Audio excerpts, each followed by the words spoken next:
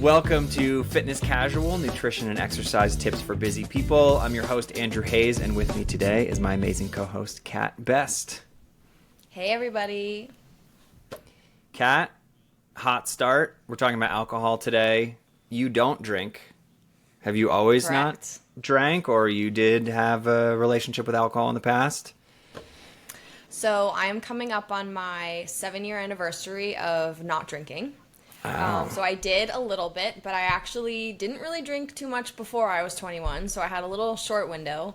But it just never really resonated very well with me. Never liked the taste.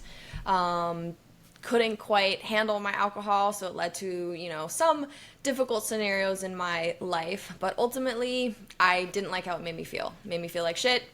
I get up really early in the morning, and at that time, I was, peak personal trainer.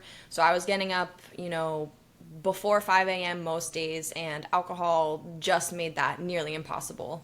And I worked 7 days a week, really early on weekends as well. So it was very easy for me to actually cut out alcohol. And I know it doesn't relate to most people, but it's because I never really liked it anyway. So cutting it out actually was like a breath of fresh air. It's really easy to say I don't drink versus being like, yeah, I drink, but I don't really want to. And then everyone's like, oh, just have one right now. If you have a hard boundary of I actually don't drink, no one bothers you about it. And, I didn't have an issue with alcohol, so it was definitely a little confusing for people. But I think I was a little ahead of the curve where now not drinking is not that weird or confusing to people. If anything, when I tell people now, they're like, yeah, I don't feel good at all when I drink. Whereas, 7 years ago when I'm 25, it was definitely weird for people. But I wasn't a big, night person. I wasn't really going out. I tried all of that and I didn't even find it to be that fun. I live in New York, which is big in the nightlife culture, but it just wasn't really my thing. I like to go to bed at 9 o'clock. I like to get up really early. So alcohol was just pretty easy for me to give up there. But I do understand the hold it has on a lot of people and how it's a big, relaxation moment for people, a little dissociating, which can be, good and not so good. But I get it. I have no issue with alcohol. I am around it all of the time. I could make someone a drink if I wanted to. I have truly no issue at all, but it's not something that works for me. Makes me feel terrible, and I really care about feeling good. Feeling good matters a lot to me. I want to wake up feeling fresh. I love my mornings. I thrive in the morning time. And Coffee.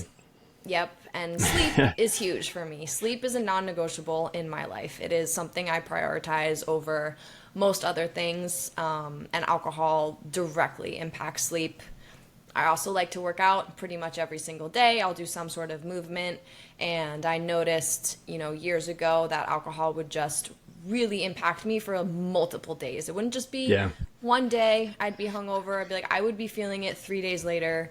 And my gut health used to be a mess, so it definitely didn't help there. But I will say I did give it up at such a younger age that I didn't quite feel super permanent side effects from it or weight gain or anything like that. But I could definitely feel the acute effects, and I think one that's actually not many people talk about, it was my mental health. I found that every time I drank, I actually felt terrible and guilty, and not sleeping also gave me bad anxiety. So it never made me feel good the next day. It actually made me or even mentally feel really terrible. And, I really care about my mental health. So I felt like cutting it out was great there too. I remember when we first started working together, and I was fascinated by your diet. I think because my whole life I was surrounded by less healthy people, and you are human, and you have, you eat a normal diet, and you coach people on all kinds of stuff, but you generally eat very healthy. I'd say one of the, cleanest diets of anyone I've ever met. And I remember always being like, do you eat this? What about this? And what about this? And your answer was always the same. It was always, I don't eat what doesn't make me, or makes me feel bad. If something doesn't make me feel good, then I try to avoid it. And I think that's actually a really good tip that most people just don't process well enough. And It's funny you said that you don't drink because it makes you feel bad. I've noticed, and this is mostly with age, most of my friend circle drinking less as they become parents. Because like you used to be able to just sleep in on Saturday, especially in New York City. It was like go out till 2 a.m. and then sleep till noon and go to brunch. And it's like my day looks so different now. My kids wake me up at 6 a.m. That sleep is so precious to me. And then I just feel like garbage all day. And then you resent your kids. And then you're like, well, why am I even bothering to do that? It's just more fun to have one or have zero. And so I think a lot of people just take longer maybe to come to that realization, and maybe it takes kids to get them there. So good for you. That's a very mature response. Yeah, for sure. Also, I have a bit of an addictive personality in general, so I try to channel that towards the healthy things, because balance is not necessarily my forte. It's something I've learned, but it's not natural to me. It's something I've really had to practice and build and be mindful. And I think alcohol is just a really tricky one for people where, if you're used to having a glass of wine on a Monday night, why not Tuesday? Why not Wednesday, Thursday, Friday, Saturday? And then it becomes an everyday thing where people really are stuck in that routine. And I build routines very quickly. And it's harder for me to stop them. So it just kind of felt like a very natural thing for me not to do. And I remember you always asking me what junk food I ate. You were dying to know, like, what Tell me, you must eat something. I'm actually doing. Is it Reese's peanut butter? I had like such disappointing answers, but it is the truth. I really like to eat healthy, but I only am feeding myself. And I have my boyfriend I live with. I cook for him, but I don't have kids, so I do recognize that it's much easier for me to really be, selfish in that regard, because I don't have many pressures, or actually zero pressure from anyone else in my life telling me what to do or influencing me. I don't really have peer pressure when it comes to food or diet, and that's by design. I have created my life to be that way.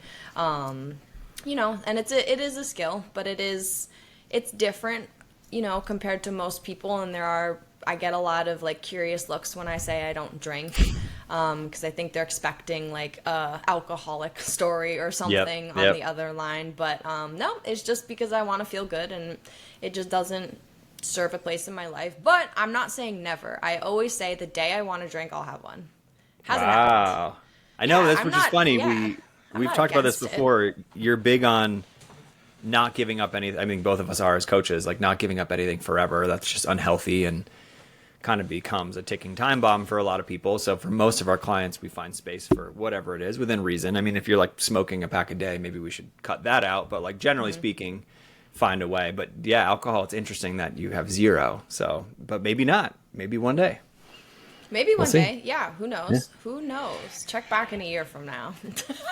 Well, now so I did almost 10 years in the Bay Area, and now I'm in Boulder County, Colorado, which is very similar, I think, in a lot of ways. And it's becoming quite popular to not drink. And I've seen kind of what you said about, I have friends who, and this is me, honestly, who don't never drink. But like you might go out to dinner with me and I might have 3 beers, or you might go out to dinner with me and I'm on a 4-week sober kick. It really just depends, but it's very common. And I just love that there's no peer pressure. And going home to New York, like that doesn't, maybe it's changed. I haven't gone home as much to the East Coast, but like New York is still, if you go to dinner and there's like, you're not drinking, people are like, why are you not drinking? Are you an alcoholic? Because that's the only valid excuse. Otherwise you're lame, kind of thing. And so I hope that's going to continue to change. But it's very inclusive out here. We had people over on Sunday, and we all just crushed some non-alcoholic beers, and it was fun. It felt good. Scratched the itch, but I felt good the next morning, and that's all you need. The more you can say no, or you just don't do it, and then you wake up the next day and you feel good, like you strengthen that muscle. And then it gets easier over time. It's what I tell our clients all the time. The more you do it, in the beginning it's really hard, but it will become easier, becomes more natural. You literally rewire your brain to maybe not want it as much and associate it with, other things, feeling good, whatever, getting sleep. And then your priorities shift, but it's meant to have a little bit of resistance in the beginning. I think that's the moment that a lot of people kind of can't get beyond that. And then, family culture's huge in this conversation as well. Family tradition is built around, drinking or, people love wine as like a hobby. It's not even like they like to drink it. It's like a whole art. Or whiskey even, whiskey people, they'll talk about it forever. And I get it that it's a lot more than just having a drink. It can be like very ingrained in someone's identity.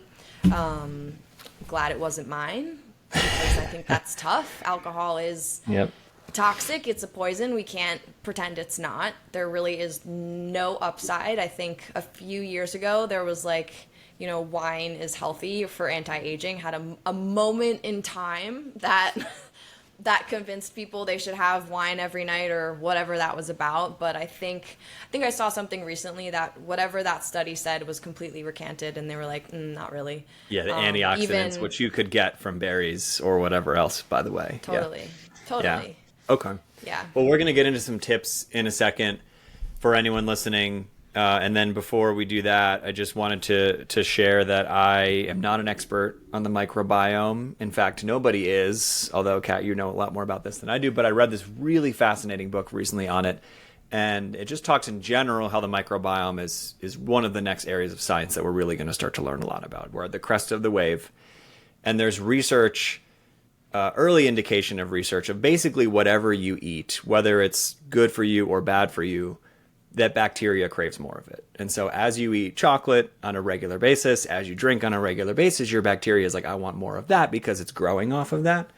And we don't have enough research on it yet. And Kat, maybe you know a little bit about this topic. I won't put you on the spot, but I am very, as a coach, aware of my choices and my habits. And I do see the more I drink, the more I crave it. It kind of feeds itself.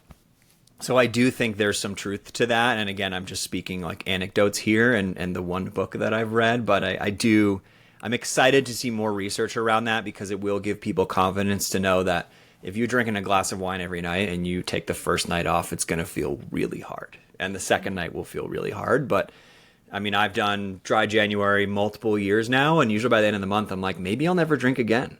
Because it's so in my past now and my body isn't craving it. And then, of course, I have one and it's back. But I do think that's a really fascinating topic that I'm excited to learn more about in the next year or two. Yeah, I also think compared to most or junk foods, when we tell people you actually should have them in moderation to make sure you don't go off the rails or binge eat, I don't think alcohol follows with that same set of rules. I actually think if you limit it, it's not necessarily going to mean that on the weekend you're going to have like a bender. I don't think that tends to happen. I think if you scale it back, compared to food, if you're like, okay, I'm never going to have a piece of cake, and then there's cake in your house on the weekend and you're just consumed by it. You want it so bad, you'll eat the whole piece of cake.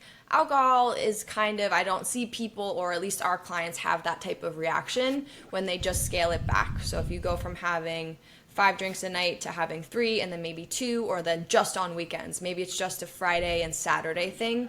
That usually doesn't lead to people having like an intense reaction to restriction, which I think is very different than other things or other indulgences. So it's worth pointing out that I don't usually see it going in a poor direction when people either stop drinking entirely or scale it back, which is awesome.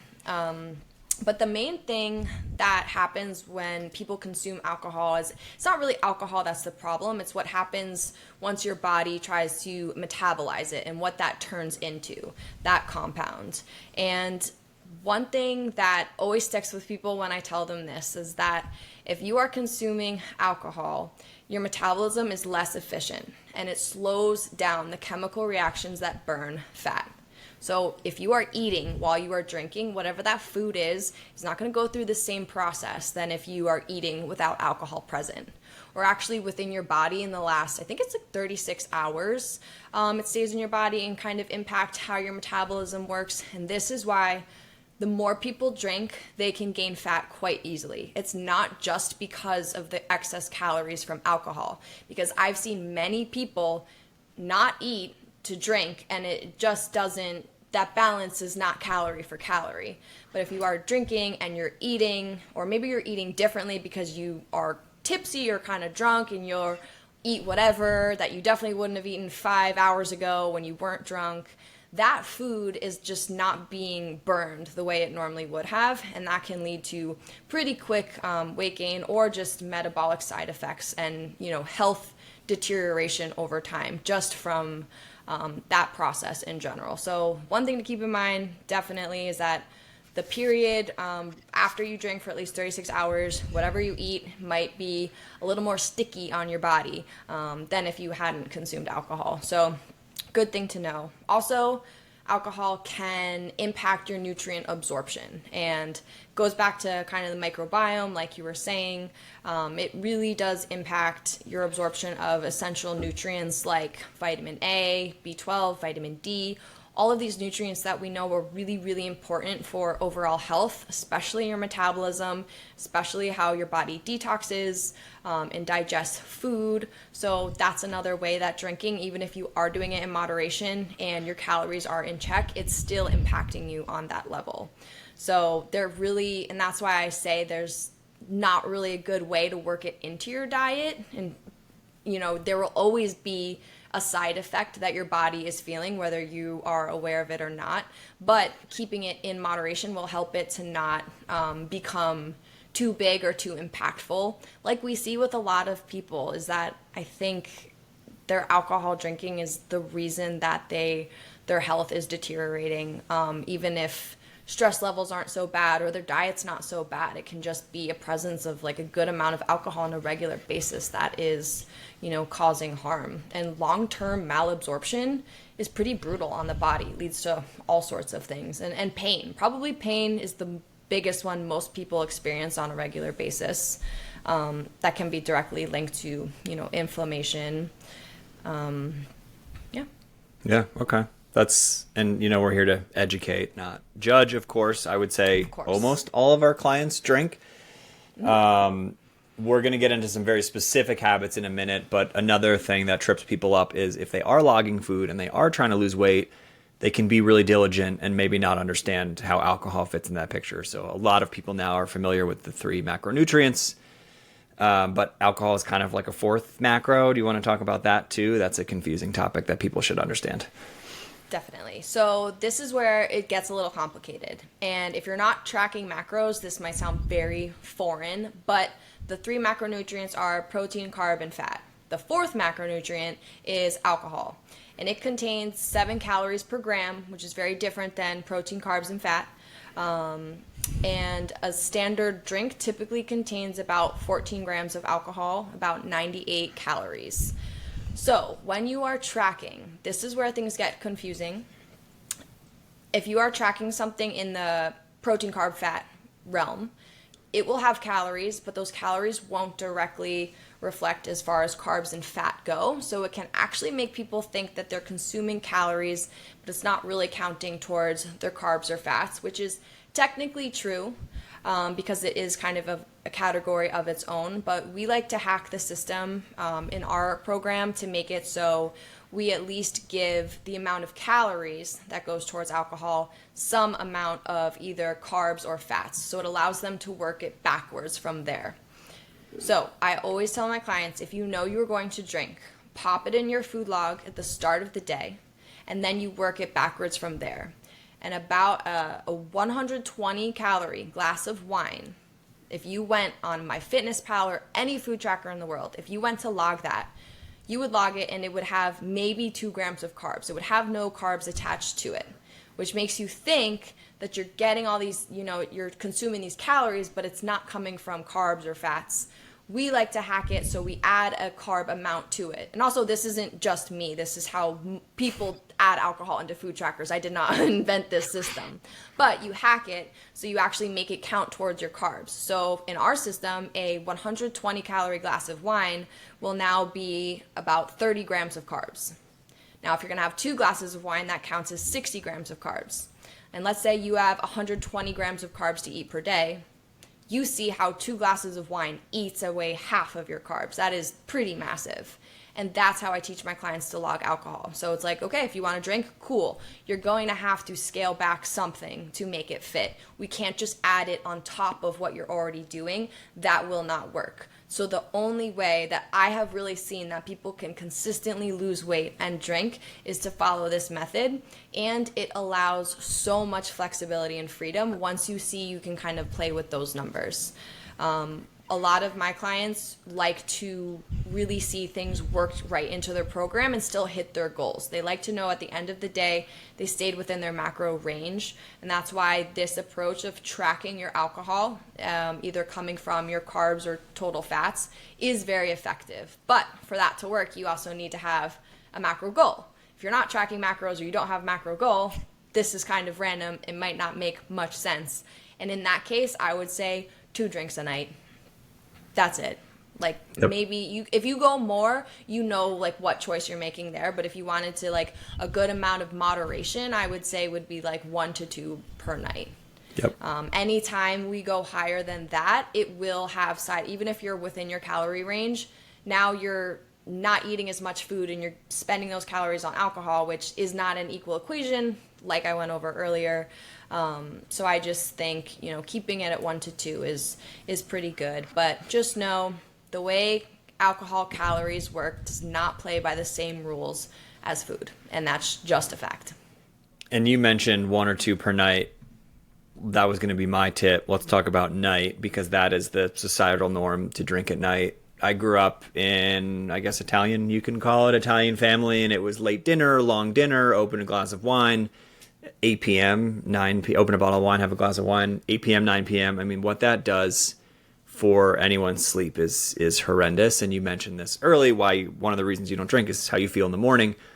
If you don't track your sleep, not everybody wants to, because it can be triggering, and I understand that. I like Auto Sleep is the name of the app for the Apple Watch. I think it's $5 one-time purchase, and it shows you kind of like the Whoop, if you've ever worn a Whoop, the different stages, and they're directional, but wear it for a week when you're not drinking and wear it for a week when you're drinking. And it's pretty eye-opening, because not only will you see, of course, your quality of sleep go down, but you will sleep longer when you're drinking. And so people think they're sleeping really well. Like, oh, I got 8 hours of sleep. And it's like, actually, your body's craving that quality sleep and it's not getting it. So you're in bed longer. And when I don't drink for weeks at a time, I get down to like 6.5 hours of sleep, which is like not a lot, but I feel amazing most days. And that's good for me, because I can get up early and I can work on the business before my kids get up. And so the nightcap, that is totally a myth. Yes, alcohol does like help you fall asleep. Although if you're having trouble falling asleep, we'll do a different podcast on that. You really shouldn't need anything to help you fall asleep, but it's just going to crush the second half of your sleep as your body metabolizes it. Your quality goes down. So if you are drinking at night and you really want to have a drink or two, one of the other best things you can do is just move that up. Happy hour is really good. 5 o'clock, 6 o'clock. Day drinking, something I'll mention in a minute when we go through habits. I don't encourage that, but if you're swapping for nighttime. So that's just one other thing to remember is if you're drinking at night, especially like if you're a parent and you put your kids down and you open that bottle of wine at 8 p.m., it's really going to affect your next day, because your sleep is tied to your weight loss and your energy and your motivation and your brain fog and all of that. So something else to be aware of that I think a lot of people still don't truly understand. All right. Were you going to say something else? No, I was just going to get into the next habit. Yes. Okay. So yes, habits to improve alcohol consumption. All right. In your diet. So I just heard this, and I think this is incredible. The solution is dilution.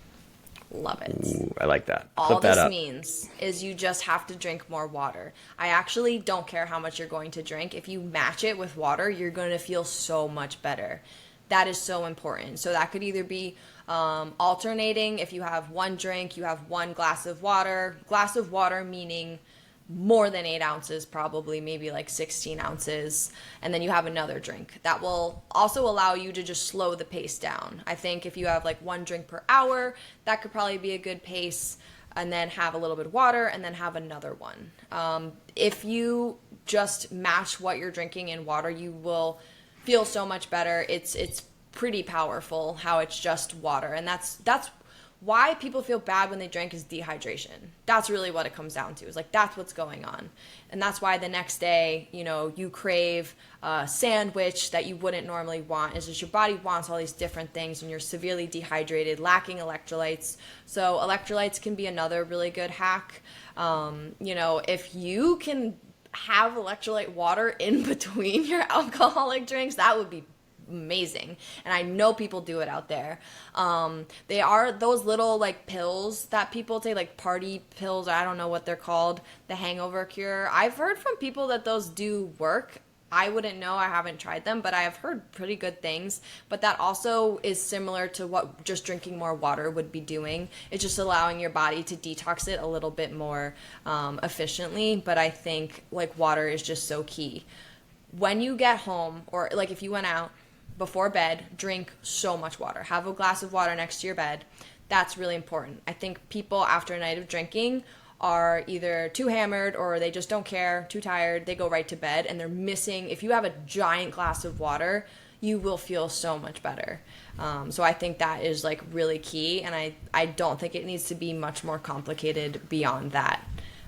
Going into the day hydrated, having a high protein meal earlier in the day would be important as well. There isn't much that you can eat while drinking that will really make a difference. The junkier food you eat, as far as fried foods or, you know, greasy pizza or something, that's probably just going to make you feel as bad as it may have if you weren't drinking. But I think it all adds to it. And I think, you know, we know when people start drinking, they make poor decisions. And a lot of those decisions are very, like, the opposite of what the healthy choice is. So whatever you can do to try to keep one healthy thing you can do, and if it's just water, that will make a big difference, and that's all you need to do. Yeah. I had a friend once tell me that he was tired of hearing that weed is a gateway drug. Alcohol is the gateway drug because it makes you do all of these other things that you wouldn't do otherwise. And I think that's actually a pretty brilliant take. Not to get into cannabis. We can do that another episode. But yeah, it's a really good point. And I think all of my 20s was just spent drinking too much at night and then eating too much greasy food in the morning. That wisdom also needs to die. That does nothing for you. So I do love a Taylor ham, egg, and cheese, but not as a hangover cure, I've learned. Okay. For sure. And it's normalized. That's the problem. Yeah, exactly. Especially in New York. A lot of that. But pretty much everywhere. And I know a lot of this is easier said than done in social settings. So boundaries, navigating family, navigating nights out with friends, that is actually a topic we're going to cover. But hopefully everyone, you feel informed today about alcohol. This was a really good chat, Kat. So thanks. And then if you need more help, we actually have a guide that we just finished a couple weeks ago, I think, Kat, right? On how to stay fit while drinking alcohol, which we did just in time for summer. So if you want that, you can find Kat at Cat Best Wellness on Instagram, and you can find me at Andrew Hayes Life on Instagram, and you can DM either one of us, and we will send you our alcohol guide so you can stay fit and have fun this summer in moderation, of course. All about balance, Kat. guys. That's right. All right, stay hydrated, everybody. Have fun this summer, and we'll see you for the next episode.